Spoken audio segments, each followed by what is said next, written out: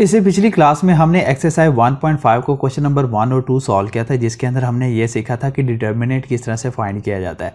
और उसके बाद हमने ये भी देखा था कि सिंगुलर और नॉन सिंगुलर मैट्रिसेस कौन से होते हैं।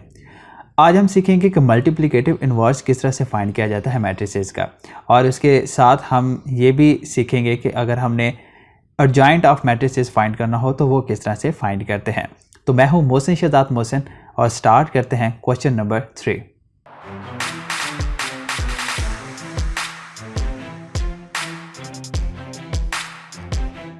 Welcome back.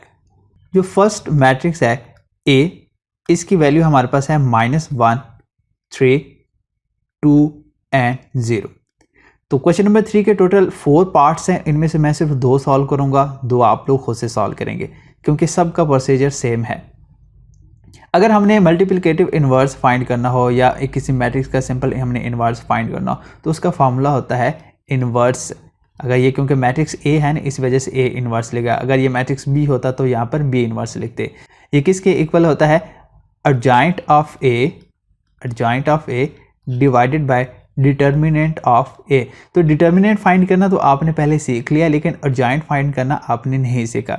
तो एडजॉइंट फाइंड करना बच्चों बहुत ज़्यादा ईजी होता है। अगर इसी मैट्रिक्स की मैं बात करूं तो अगर इसका हमने एडजॉइंट फाइंड करना है, -1, 3, 2 और 0 को एडजॉइंट फाइंड करना है हमने, तो हम क्या करेंगे, ये जो डायगोनल होता है यहाँ पर, ये डायगोनल, इनके आपने प्लेसेस चेंज कर देनी है। ठीक है, तो ये 0 इधर नीचे है तो इस 0 को ऊपर भेज देंगे, और ये -1 यहाँ पे है, ये इधर नीचे आ जाएगा। अब जो बाकी ये रिमेनिंग है इनके जस्ट आपने साइन चेंज करने हैं। अगर प्लस के होंगे तो इनको आपने माइनस कर देना है, अगर माइनस के होंगे तो आपने प्लस कर देना है, क्योंकि ये दोनों प्लस के हैं तो ये माइनस में कन्वर्ट हो जाएंगे। तो इसी मैट्रिक्स ए का अब ये क्या बन जाएगा, एडजॉइंट ऑफ ए बन जाएगा। ठीक है, बहुत आसान होता है, बस इस डायगोनल के आपने प्लेसेस चेंज करके बाकी के साइन चेंज कर देना है। अब ये कॉन्सेप्ट यूज़ करके हम इसको सॉल्व करेंगे। लेकिन जब आपने मल्टीप्लिकेटिव इन्वर्स फाइंड करना होगा तो आपने सबसे पहले उस मैट्रिक्स का डिटर्मिनेंट फाइंड करना है। डिटर्मिनेंट इस वजह से फाइंड करना है क्योंकि यहाँ पर इसके डिनोमिनेटर के अंदर लिखा हुआ है उसका डिटर्मिनेंट। अगर वो 0 आ जाए यानी सिंगुलर मैट्रिक्स आ जाए, तो किसी भी नंबर के अगर नीचे 0 आ जाए तो वो डिवाइड नहीं हो सकता। ठीक है, उसकी अनडिफाइंड फॉर्म होती है, तो हम इसको फर्दर सॉल्व ही नहीं करते। इस वजह से सबसे पहले इसका डिटर्मिनेंट फाइंड करके चेक कर लेंगे। तो जैसे यहाँ पर मैट्रिक्स ए दिया हुआ है तो सबसे पहले हम इसका डिटर्मिनेंट फाइंड करेंगे। A determinant is equal to, इस तरह से स्ट्रेट लाइन लगानी है, याद रखें, 3, 2 एंड 0। तो सबसे पहले इनको मल्टीप्लाई करेंगे, यानी 0 मल्टीप्लाई हो जाएगा -1 के साथ, दरम्यान में साइन माइनस का, फिर 2 को मल्टीप्लाई करेंगे 3 के साथ, तो ये आएगा 0, क्योंकि 0 -1 से मल्टीप्लाई हो रहा है, 0 आएगा, और ये आंसर आएगा यहाँ पर 6। तो यानी हमारे पास से जो ए डिटर्मिनेंट का आंसर आ रहा है, ए डिटर्मिनेंट का आंसर वो -6 आ रहा है, जो कि 0 के इक्वल नहीं है। हम इसको फर्दर सॉल्व कर सकते हैं। अगर ये डिटर्मिनेंट जहाँ 0 के इक्वल आ जाता है तो इसको आगे सॉल्व करने की ज़रूरत ही नहीं होती। उसके बाद हम इस ए का एडजॉइंट फाइंड करेंगे। ठीक है, एडजॉइंट ऑफ ए। तो एडजॉइंट ऑफ ए फाइंड करने के लिए ये अभी हमने फाइंड किया, ये मैं डायरेक्ट लिख देता हूँ, 0, -3, -2 एंड -1। ये किस तरह से मैंने फाइंड किया कि यहाँ पर ये जो डायगोनल के एंट्रीज हैं इनकी प्लेसेस चेंज करके जो बाकी एंट्रीज हैं इनके साइन चेंज करते हैं।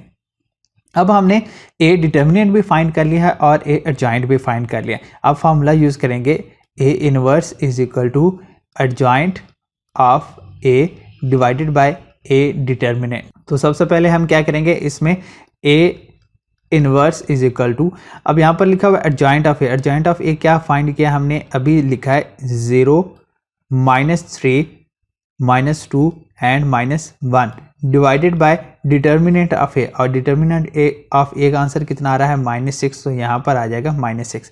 अब यहाँ पर -6 इस मैट्रिक्स के साथ डिवाइड हो रहा है, और डिवाइड हो रहा है इसका मतलब है कि ये अंदर वाली हर टर्म से डिवाइड होगा।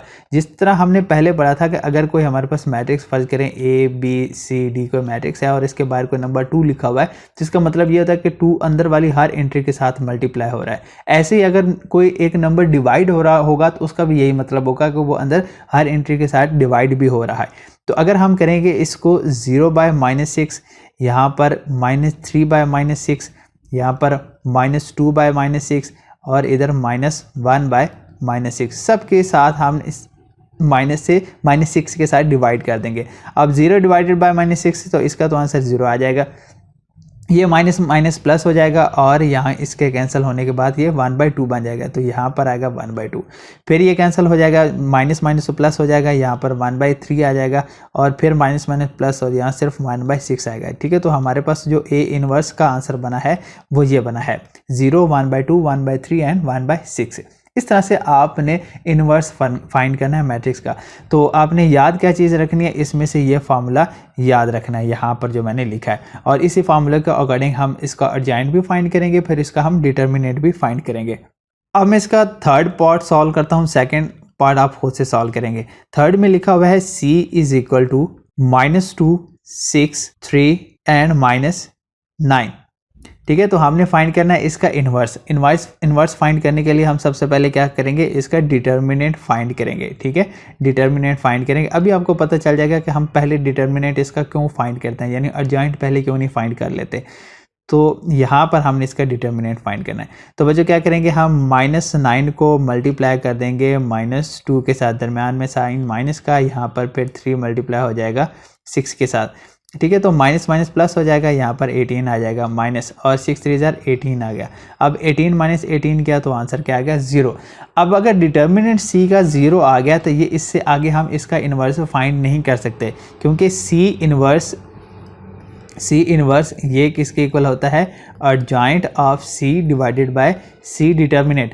अब अगर अर्जेंट के नीचे, इस अर्जेंट के नीचे जहाँ पर 0 लिख देंगे तो किसी भी नंबर को 0 से डिवाइड नहीं किया जा सकता। इसका मतलब हम आगे इसका मज़ीद इन्वर्स फाइंड नहीं कर सकते। तो हम यहाँ पर क्या लिखेंगे कि जो इन्वर्स है c inverse does not exist, इसका इन्वर्स एग्जिस्ट नहीं करता। ठीक है, तो बस इतनी सी स्टेटमेंट लिख देंगे और इससे आगे इसको सॉल्व नहीं करेंगे।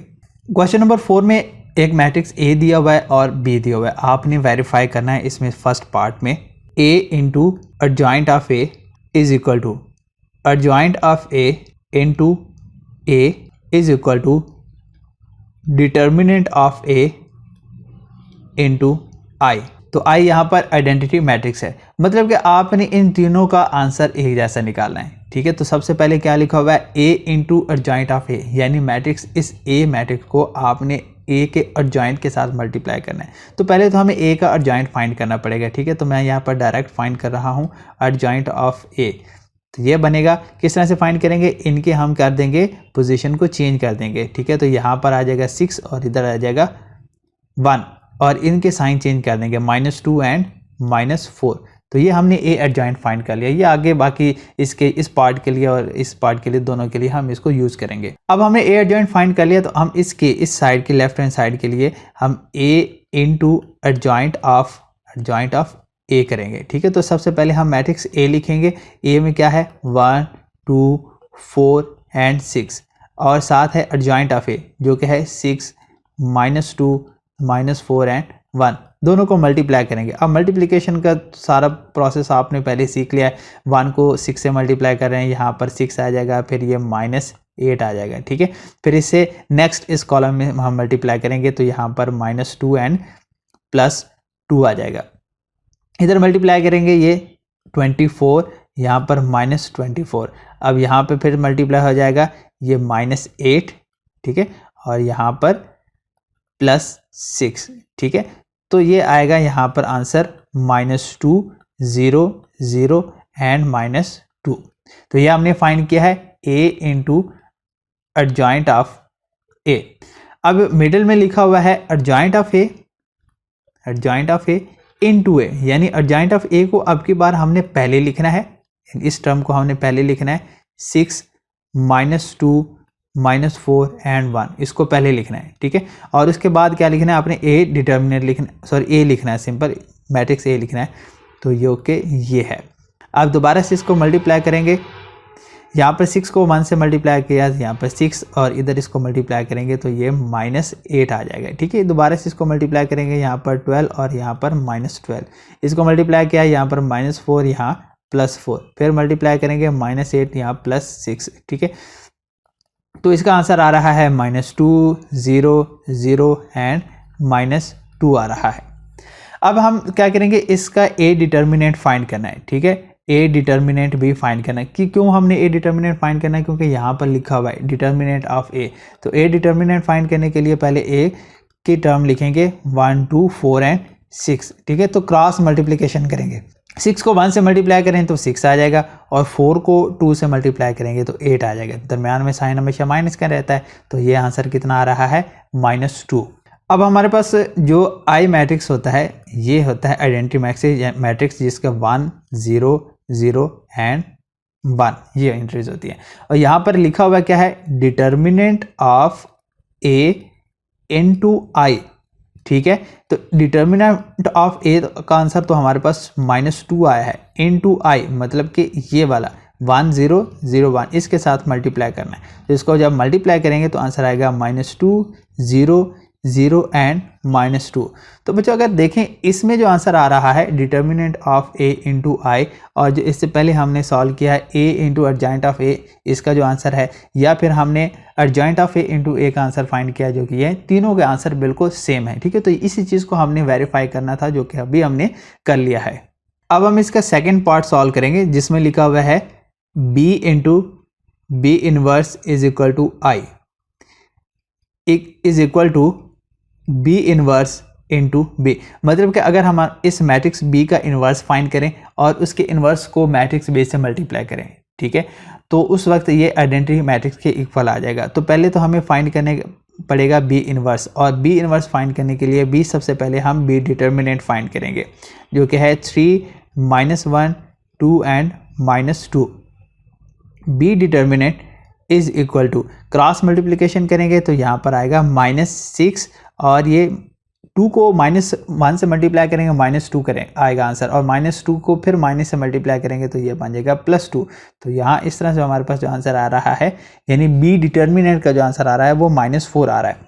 अब आपने क्या करना है, इसमें अर्जाइंट फाइंड करना है। किसका अर्जाइंट फाइंड करना है, इस बी का अर्जाइंट फाइंड करना है। देखिए ये जो मैं सारा काम कर रहा हूँ इन्वर्स के फॉर्मूले के अकॉर्डिंग कर रहा हूँ।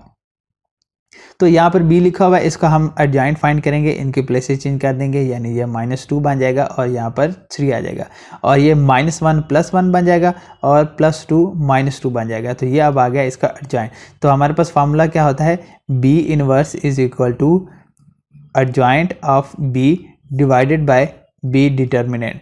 तो बच्चों आपने अभी अर्जाइंट ऑफ b फाइंड किया है, जो कि इक्वल आ रहा है -2 1 -2 एंड 3 के, डिवाइडेड बाय b डिटर्मिनेंट जो कि -4 है।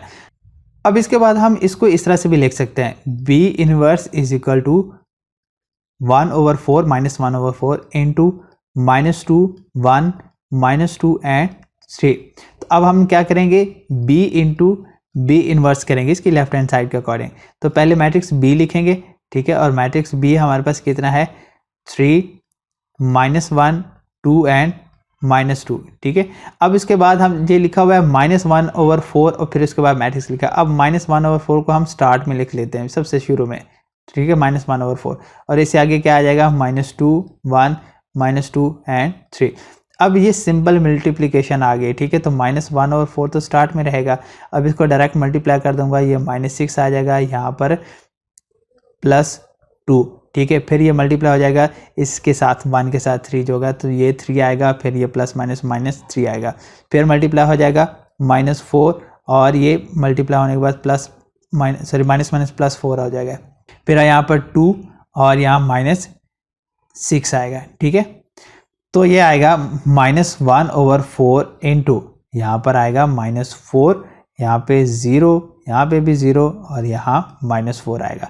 अब आप जब इसको अंदर मल्टीप्लाई करेंगे तो मल्टीप्लाई करने का मतलब क्या हुआ कि ये -4 डिवाइड हो जाएगा -4 के साथ, ये -4 भी डिवाइड हो जाएगा -4 के साथ।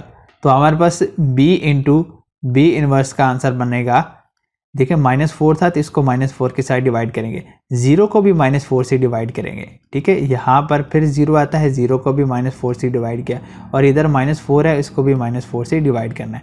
तो हमारे पास जो b इंटू b इनवर्स का आंसर आ रहा है वो आएगा 1, देखिए -4 डिवाइड हो जाएगा तो 1 ही आ जाएगा, इधर आएगा 0, यहाँ पर भी 0 और यहाँ पर आएगा 1, ठीक है। ऐसे ही अब हमने फाइंड करना है b इनवर्स इंटू b। अब हमें वो सारी चीज़ें दोबारा से फाइंड करने की ज़रूरत नहीं है, क्योंकि हमने अभी इस बी इनवर्स का आंसर फाइंड कर लिया है। ठीक है, तो बी इनवर्स बी की वैल्यू हमने यहाँ पे लिख ली। पहले बी इनवर्स जो कि अभी हमने फाइंड किया वो लिखा, और फिर उसके बाद हमने बी की वैल्यू लिखी। अब हम दोबारा से उसी तरह से जैसे पहले हम मल्टीप्लाई किया, इसको हम मल्टीप्लाई करेंगे। ठीक है, तो ये मल्टीप्लाई हो जाएगा यहाँ पर -6, 1 के साथ मल्टीप्लाई होकर यहाँ पर +2 हो जाएगा, यानी 2 और 1 मल्टीप्लाई हो जाएंगे। फिर इसी पूरे रो को इस नेक्स्ट कॉलम से मल्टीप्लाई करेंगे तो ये माइनस माइनस प्लस हो जाएगा, +2, और फिर यहाँ पर ये आएगा -2। दोबारा से मल्टीप्लाई करेंगे यहाँ पर -6 और ये +6 आएगा, फिर आएगा +2 इंटू -6, तो -1/4, यहाँ पर फिर -4, 0, 0 एंड -4 बना। बिल्कुल पिछले क्वेश्चन की तरह बनता जा रहा है, क्योंकि इनका आंसर सेम आएगा। तो यहाँ पर B inverse into B is equal to, अब दोबारा से ये -1/4 दोनों तरफ हम इसको, यानी इसके अंदर जो टर्म है सबके साथ इसको डिवाइड करेंगे। तो यहाँ पर -4 डिवाइडेड बाय -4, 0 डिवाइडेड बाय -4, यहाँ पर भी 0 डिवाइडेड बाय -4, यहाँ -4 डिवाइडेड बाय -4 आएगा। ठीक है, तो यहाँ पर इससे आगे यहाँ 1, 0, 0 एंड 1 बनेगा। ठीक है, तो इधर भी बी इंटू बी इनवर्स जब फाइंड किया, या फिर हमने B inverse into B find किया, दोनों में आंसर सेम आ रहा है। और दोनों में आंसर क्या आ रहा है? 1, 0, 0, 1, यानी बी इंटू बी इनवर्स, और फिर हमने बी इनवर्स इंटू बी किया, तो इन दोनों का आंसर आइडेंटिटी मैट्रिक्स के इक्वल आ रहा है। तो यही हमने इसमें प्रूव करना था। तो ये थे इसके क्वेश्चन नंबर 3 और 4, और बाकी इसको क्वेश्चन नंबर 5 हम नेक्स्ट क्लास में पढ़ेंगे।